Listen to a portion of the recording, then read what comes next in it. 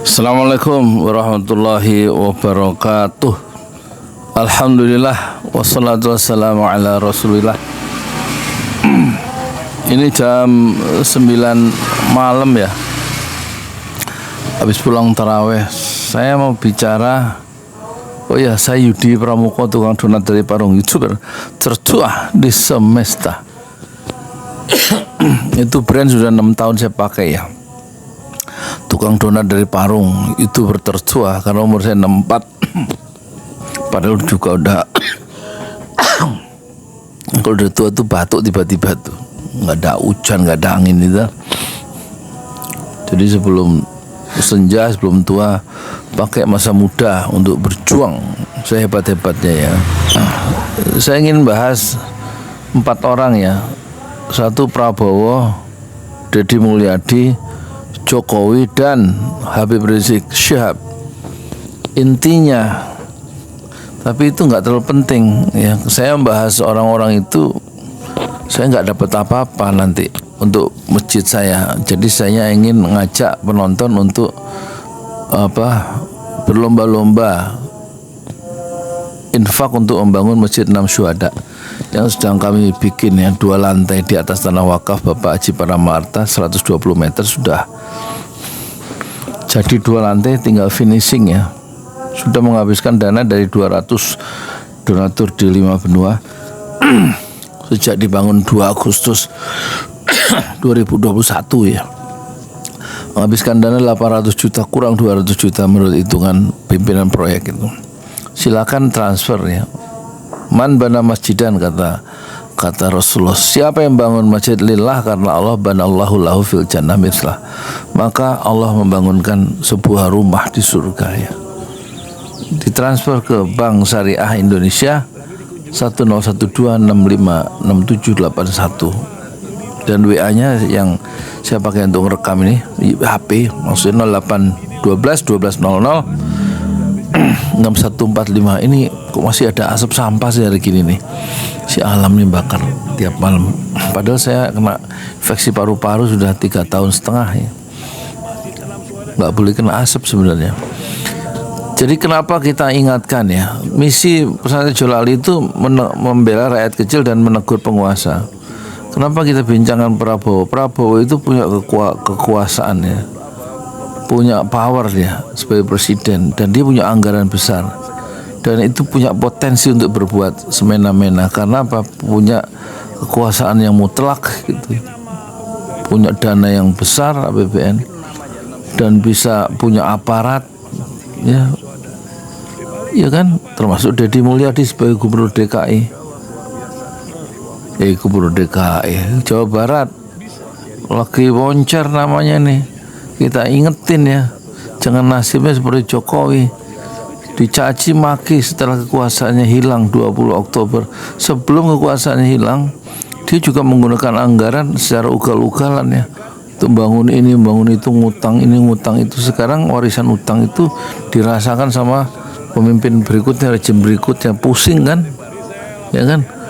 Belum proyek-proyek yang mangkrak seperti Kertajati berapa triliun itu nggak jadi bandara internasional tuh, setelah tanahnya berkelahi dengan petani sawah yang nggak mau jual tanahnya ya. Sekarang ada masalah lagi itu, Ridwan Kamil ya, diduga bermasalah dengan Bank Jabar soal iklan ya. Maksudnya gini, kalau punya kekuasaan ojo sakarepe dhewe, menegakkan keadilan itu yang utama. Kalau punya kekuasaan, mumpung punya kekuasaan, entong kumaha aing, jangan semaunya saya, terserah saya. Kan saya yang gubernur, saya presiden. Ojo ngono ta lek, ojo ngono ta rek. Ya, tong gitu atau hirup teh. Kan di akhirat ditanya itu nanti. Kekuasaan enggak lama. Itu buktinya Jokowi 10 tahun aja. Sekarang dia menerima cacian-cacian dari rakyatnya sendiri. Ya kan, cacian dari para civil society, dan jejak-jejak ya, deviasi penyimpangan kekuasaannya itu akan tercatat dengan tinta hitam ya, dalam sejarah politik Indonesia modern. Kenapa nggak hati-hati menggunakan kekuasaan, mentang-mentang punya kekuasaan yang besar dan punya APBN, anggaran pendapatan dan belanja yang besar. Jangan lupa korupsinya itu gila-gilaan di zaman Jokowi itu naik 3 kali lipat menurut Indonesia Corruption Watch, dari 271 tahun 2019 tahun 2023 4 tahun kemudian naik jadi 791 dari 271 naik 300% korupsinya. Itu nggak ada usaha untuk mencegah korupsi itu, malah revisi undang-undang KPK itu menurut pengamat justru pelemahan KPK, pelemahan dalam pemberantasan korupsi lewat undang-undang yang ditandatangani oleh Jokowi. Jadi kita ingatkan contoh yang masih dekat, masih segar, masih baru, yaitu tentang bagaimana kekuasaan dikelola yang menyengsarakan rakyat banyak. Itu adalah di bekas Presiden Jokowi. Jangan sampai ya mentang-mentang kekuasaan Mbak besar, yaitu Prabowo sama siapa, Deddy Mulyadi, itu terus kumaha aing gimana, terserah saya yang punya kekuasaan, saya yang sekarang memimpin, semua harus ikut saya, kalau nggak mau ikut saya minggir. Jangan begitu, napa, ya kan? Kalau Habib Rizik, dia nggak punya anggaran, dia nggak punya power, kekuatannya adalah moral, ini beda. Dia bukan orang yang nyolong, tapi dia di penjara. Dia bukan orang yang memperkosa perempuan, tapi dia di penjara. Dia bukan orang yang melakukan istilah money laundry, pencucian uang. Dia bukan koruptor, tapi di penjara. Anak buahnya di penjara. Tokoh-tokoh Front Pembela Islam di penjara. Munarman kayak terus Ustadz siapa yang tinggalnya di Cisaeng ini siapa nih? Siapa sih, lupa, Masya Allah. Yang maknya itu dosen di UIN, rektor itu. Lupa. Ustadz siapa sih yang keturunan Arab tuh loh. Masya Allah. Di penjara, ya kan? Rekeningnya diblokir, alat perjuangan Habib Rizik dibubarkan, padahal dulu zaman tsunami itu SBY terpaksa telepon langsung Habib Rizik di depan masyarakat Aceh, yang lagi ngumpul di lapangan itu mengakui jasa dari Habib Rizik dan FPI membantu korban-korban Aceh. Ya, tahun 2004 tsunami-nya itu ribuan 1.500 anggota Front Pembela Islam ke Aceh untuk menguburkan ya jenazah-jenazah yang disapu oleh gelombang tsunami yang dahsyat itu. Jasa dari Front Pembela Islam tuh. Ketika yang lain belum bergerak, dia sudah bergerak untuk kepentingan anak bangsanya sendiri yang mengalami musibah di Aceh itu, di bawah pimpinan Habib Rizik Syihab. Dan SBY terpaksa, bukan terpaksa, dia kemudian meminta stafnya untuk nelpon langsung Habib Rizik dan SBY sebagai presiden yang terpilih baru naik itu. Terima kasih kepada Habib Rizik lewat telepon, di depan disaksikan oleh orang-orang Aceh. Itu satu pemimpin yang fair, yang gentle, ya, mengakui apa yang sudah dikerjakan orang, bukan diakui sebagai pekerjaannya sendiri. Tapi pemimpin yang nggak fair justru Habib Rizik itu tidak bisa pulang 3 tahun 7 bulan, malah 6 santrinya dibunuh, ya kan? Yang kemudian saya jadikan semacam penghormatan. Saya jadikan masjidnya, saya bangun masjid wakaf itu, saya jadikan nama Masjid 6 Syuhada untuk mengenang perjuangan dakwah anak-anak muda itu yang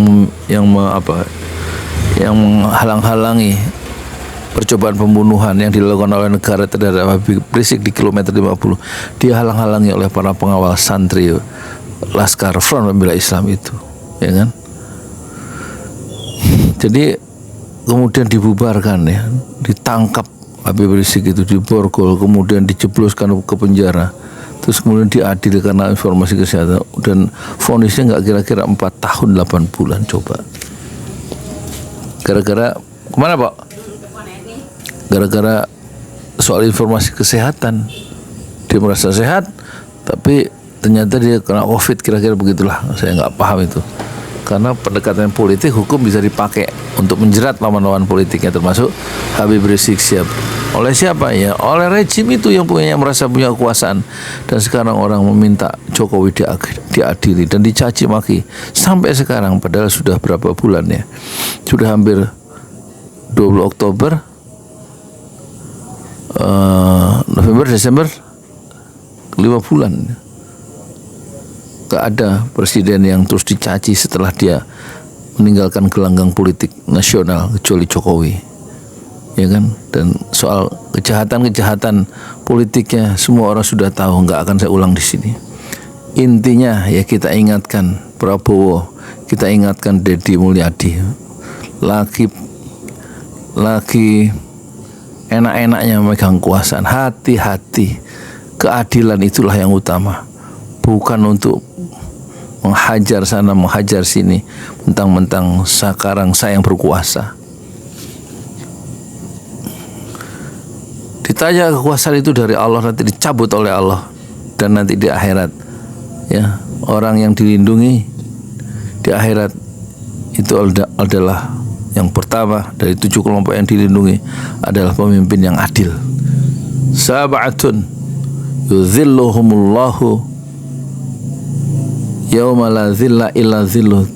Ada 7 kelompok sosial yang mendapatkan perlindungan Allah di suatu hari yang tidak ada perlindungan kecuali perlindungan Allah, yaitu kelompok yang pertama, imam adil, imam pemimpin yang adil. Dapat perlindungan. Kalau tidak adil, dia menghadapi bahaya akhirat yang tidak ada pembela di akhirat itu, karena hakim tertinggi adalah Allah.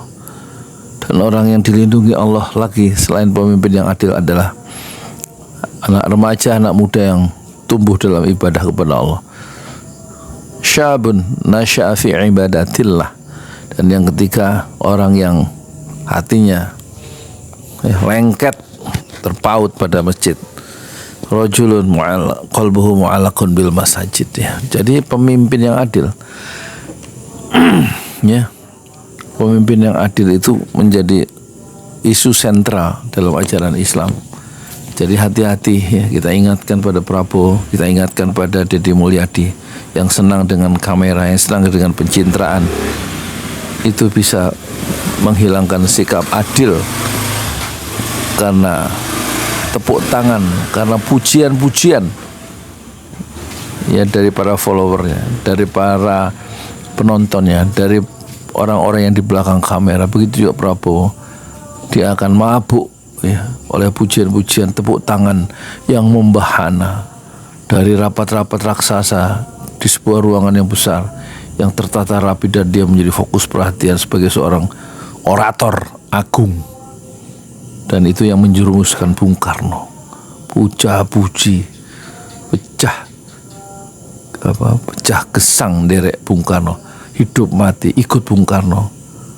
Dan ternyata waktu Bung Karno mati nggak ada yang ikut ke kuburan Bung Karno, tetapi puja-puji sebagai pemimpin besar revolusi itu justru menjerumuskan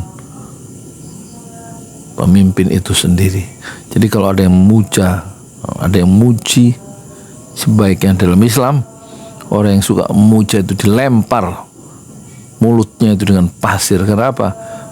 Pujiannya itu, jilatannya itu berbahaya bagi pemimpin yang tidak hati-hati.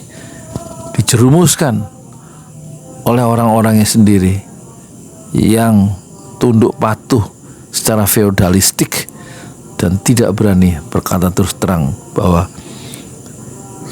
salah, justru ditutupi. Semuanya mengatakan, betul Bapak, benar Bapak, tidak ada yang salah Bapak.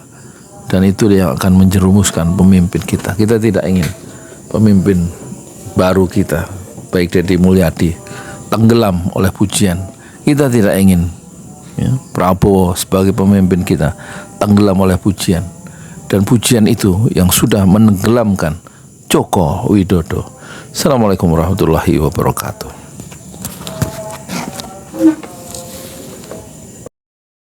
di jalan Allah.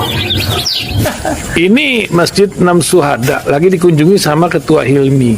Modal awalnya berapa Pak Yudi Pramuko? 750.000. 750.000 rupiah aja. Jadi ini 500 jutaan nih barang. Sekarang udah habis 310. Masya Allah, tuh udah pakai keramik, laponnya tinggal. Granit tuh kayak marmer. Tuh, Masya Allah nih, sampai juga kita ke sini. Masjid Enam Syuhada, ngapa namanya Masjid Enam Syuhada, Ya, Pak Yudi? kita mau mendokumentasikan perjuangan dakwahan nama anak muda pengawal Habib Rizik Syihab itu. Masya Allah. Yang dibunuh sama orang jahat di kilometer 50. Kilometer 50 ya. Itu kan simbol memperjuangkan dakwah itu kita harus memberikan segalanya untuk Islam kan ya. Untuk Masya dakwah Islam. Allah. Dan nama anak muda itulah yang sudah memberikan segalanya untuk Islam. Masya Allah. Apa nanti nama pemuda itu ada juga di sini mungkin diterahkan? Mungkin namanya 6 Syuhada. 6 Syuhada itu, Ya, 6 Syuhada dipasang di sini, 6 Syuhada. Bipali, apa yang dikomentarin dari ini semua, Bipali? Masya Allah, luar biasa. Dari uang 700.000, kalau pengen ternyata bisa. Bisa. Allah kirim. Tuh, bisa. Ya, dengan masuk satu gang kecil, tapi Bapak ini luar biasa. Kecil tuh. Masya Allah kan? Satu call aja. Masya Allah. Perjuangan Pak Yudi Pramuko, YouTuber sejagat paling tua. Tertua di semesta. Tertua di semesta. Masya Allah. Tukang donat. Tukang donat. Tukang donat dari Paru. Ini saya laporkan dari lapangan ini langsung dari Masjid Enam Syuhada. Masya Allah. Dan ini dia. Dalam lihat ah. Tuh lihat tuh masjidnya. Tuh imamnya di situ tuh.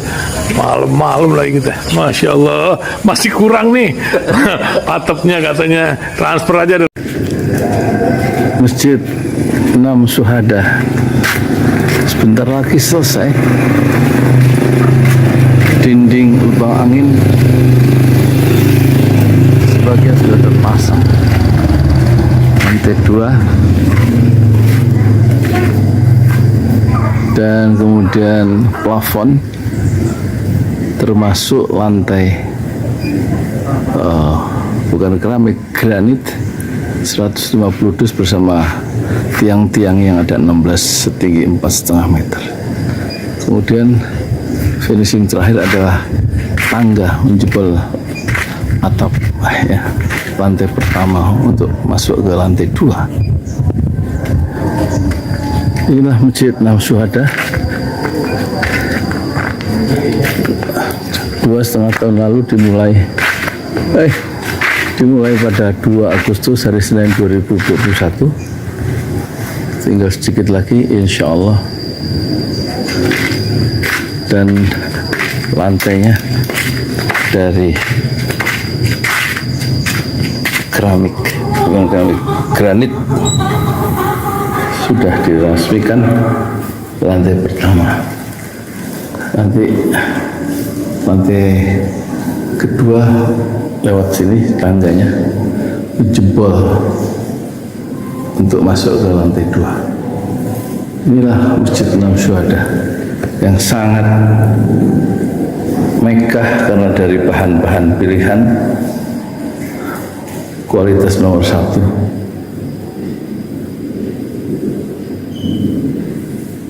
Tinggal sekitar 80 juta lagi finishing lantai atas selesai, insya Allah.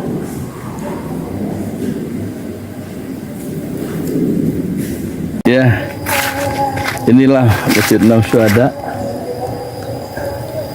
yang sangat bersejarah ya dalam sejarah dakwah Indonesia modern, insya Allah, karena ini dibangun dalam konteks kezaliman rejim penguasa yang sudah membunuh 6 santri dari front pembela Islam, dan kita abadikan pengorbanan dan perjuangan dakwah mereka, sehingga kita sebut namanya Masjid Enam Syuhada. Mereka mengawal perjalanan dakwah gurunya Habib Rizik Syihab, dan mereka dicegat oleh orang-orang jahat di kilometer 50. Saya Yudi Pramuko, tukang donat dari Parung Suber, tertua di semesta fasbir sabrun jamila. Bersabarlah dengan kesabaran yang indah. Assalamualaikum warahmatullahi wabarakatuh.